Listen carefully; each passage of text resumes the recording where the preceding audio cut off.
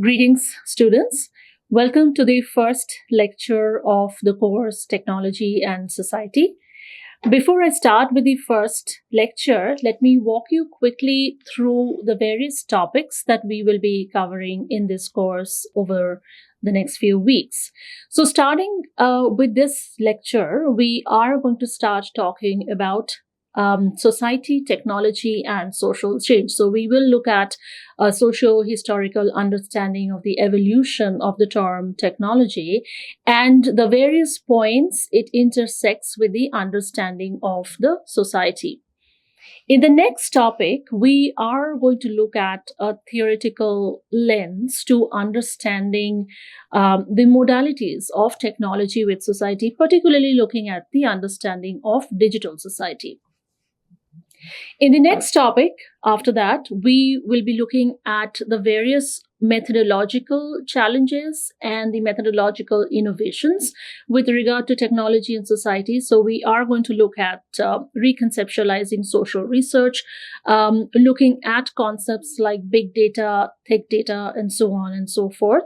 The topic after that, we are going to take up the topics around ethical impacts of technology in society. So, we are going to look at identities and inequalities in digital spaces. We are going to look at social questions around constructions of algorithms, working of search engines, social media, AI, and society. In topic 5, we are going to look at new medical technologies and particularly looking at new reproductive technologies. In topic 6, we are going to look at questions of digital public engagements, particularly with questions of privacy, with questions of valence, whether it's surveillance or surveillance.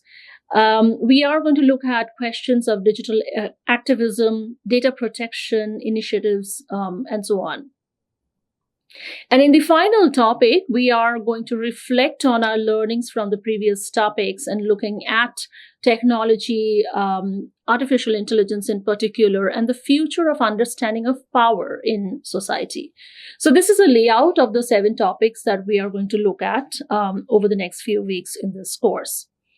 So starting with this lecture on looking at the question of technology, understanding technology in society, we will be looking at a very brief history of the term technology.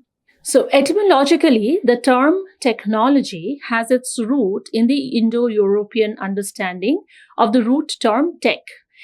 And this term probably would mean referring to building of wooden houses by the process of wattling, that is, how you weave sticks together. And this Indo-European root term tech sort of gives in to or paves the way to the understanding of the term techne. So from tech comes this Greek term techne, which initially talks about the know-how or the knowledge of how to make things that would otherwise not exist.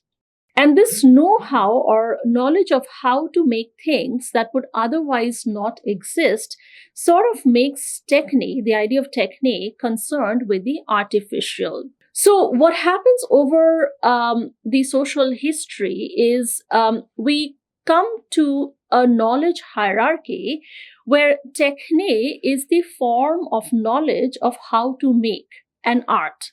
And techne forms the baseline of this knowledge hierarchy. And up on techne, we have the idea of phronesis, which is the moral knowledge or the knowledge of how to act well. So phronesis actually comes in the hierarchical order on top of techne. And the highest order above phronesis is the idea of the episteme, which is the knowledge of the eternal. And this is coming from a very Aristotelian understanding of the knowledge hierarchy, knowledge production. So what we see is that techne, providing the base of this knowledge hierarchy or the form of knowledge of how to make an art, the idea of production of knowledge, the process of means and ends, we find there is a separation of the means and the ends. The means here would be the techne, the knowledge, the know-how of producing things, and the end would be the episteme itself, the knowledge of the eternal. And what happens over time is that the ends were valued more, the ends came to be valued more, and the means not as much. And therefore, techne becoming the means and the base and the lowest order in this knowledge hierarchy becomes morally neutral. And this sort of calls into the question of looking at the idea of techne or the know-how, that, what it means to have a know-how of producing things in society that has historically been morally neutral. Now, in the 18th and the 19th centuries, we see that there are two further developments that enforces this hierarchy of techne, phronosis, and the episteme. The first of this development is the definition of a clear category of fine arts as separate from the mechanical arts. So we have a category of fine artists, fine arts specialists, and we have a category of mechanical art. And what happens is the concept of artists and artisans, they started to grow apart. And the second development that sort of enforces this hierarchy is the relationship of science to industry. And this was subject to considerable boundary work because we see that scientists as profession and engineering as profession sort of emerged as distinct areas of specializations. So these are the two developments that sort of enforces this hierarchy one more time. Now, what happens after the 1850s is that the frequency of the use of the term mechanical arts sort of gave into an understanding of applied science. So people were using the term of applied science more than they were using the term mechanical arts. But what happens is that this resulted in a void. And this void was more semantic, and what Leo Marx would identify as a lack of adequate language to capture the dramatic changes in the material culture of the era, close quote. So from here, we see that this void that was created, a semantic void, technology as an understanding would come in and fill this void. And this idea of technology coming in and filling in this void was a very sort of form of elite systematic knowledge production that we see scholars have described a discipline devoted to the systematic description of handicrafts and industrial arts. So what we see in the literature is that technology enters the 20th century as the science of industrial arts. Now, after the 1850s, we see that German engineers more and more embrace the term technique.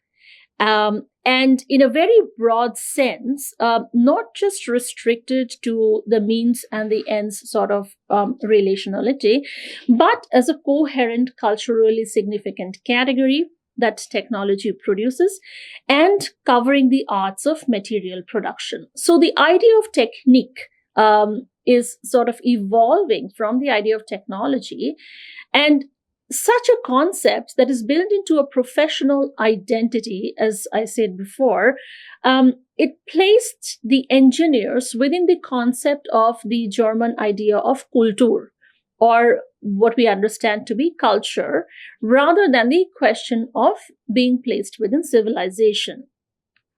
And therefore, technology, sort of conceptualized in this respect, also came, to be understood in the higher social order as a higher social status.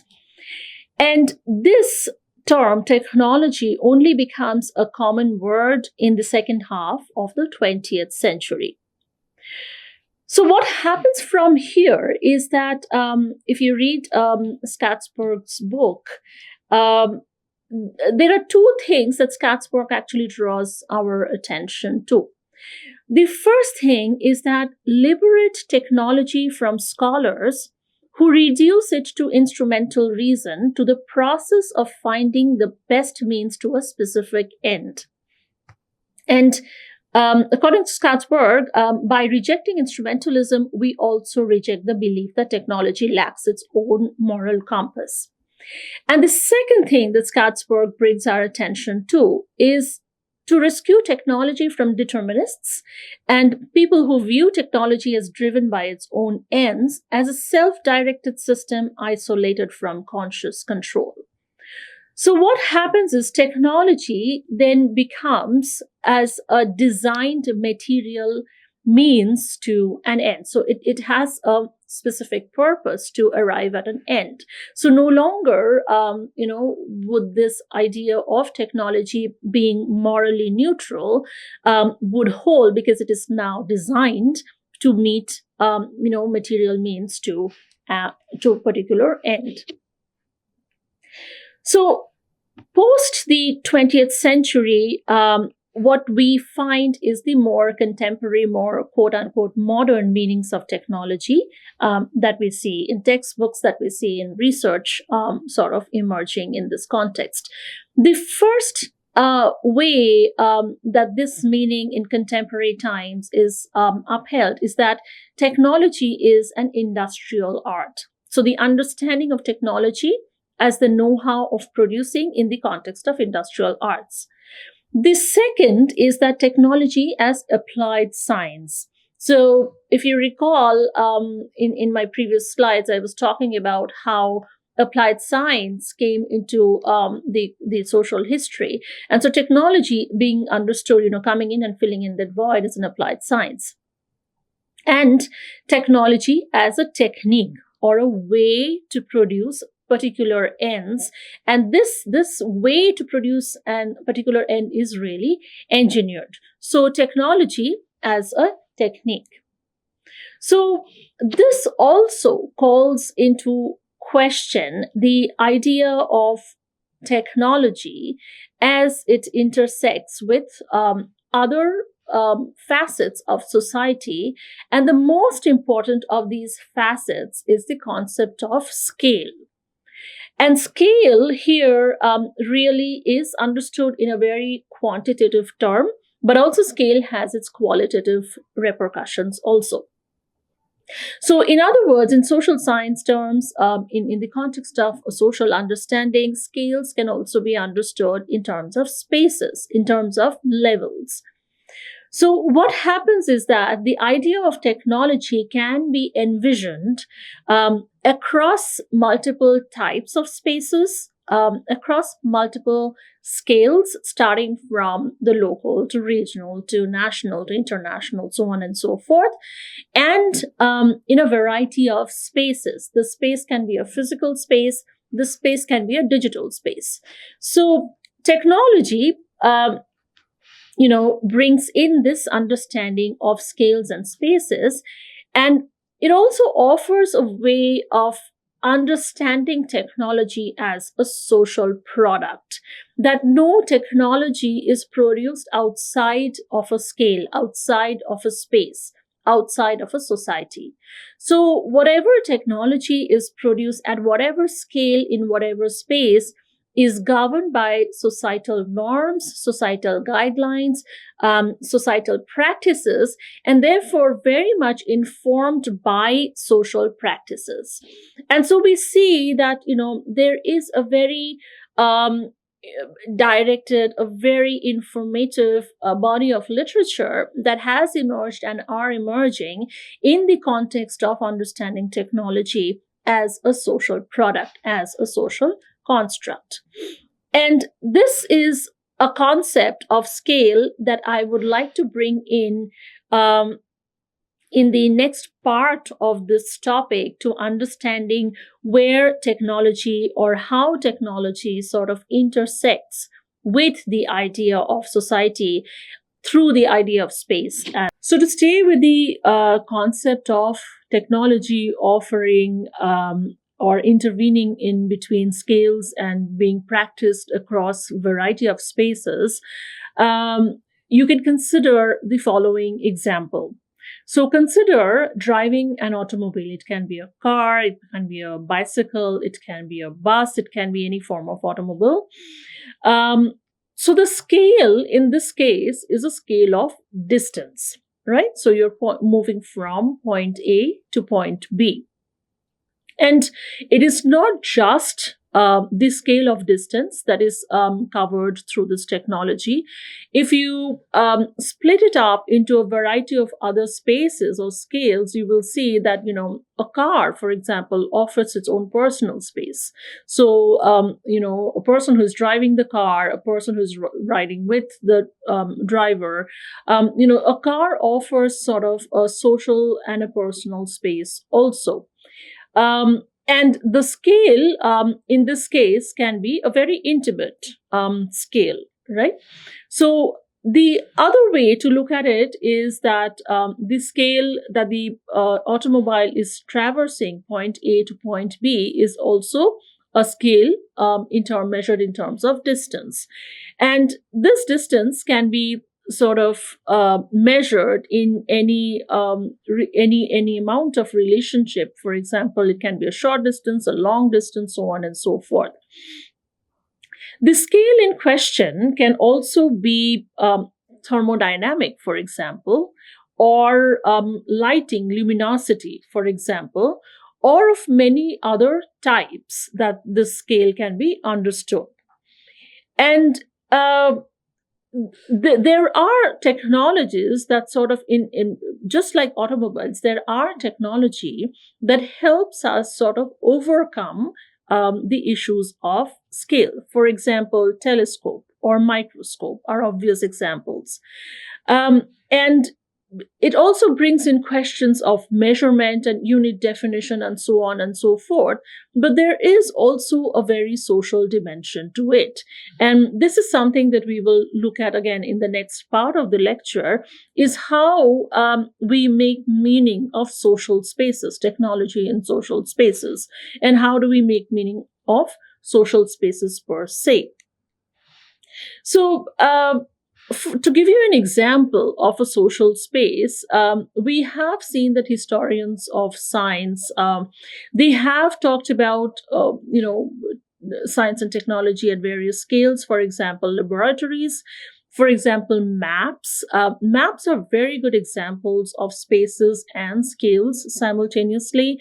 We have had the history of the journey of cartography, from being physical, producing maps physically, to the advent of computerization of the production of maps, to the GPS system, and so on and so forth. So maps actually give us a fantastic space to talk about this evolution of the physical to the digital spaces. Photographs, for example, we have had an entire paradigm of studio photography, of albums, of capturing photographs, and then maintaining them in albums. And then there has been a paradigm shift. Now we live in an age of digital photography. So photographs are also, very unique, very classic examples of how we understand scales and spaces and technology in this regard. So, so I want you to think a little bit in this context of how the questions of the scale and the space would translate for technology when we start thinking of society at large. What are some of the spaces that we are looking at? What are some of the scales that we can think of where technology sort of pervades and intersects with social practices, with our social life? And this is something that I will take it up in the next part of this topic.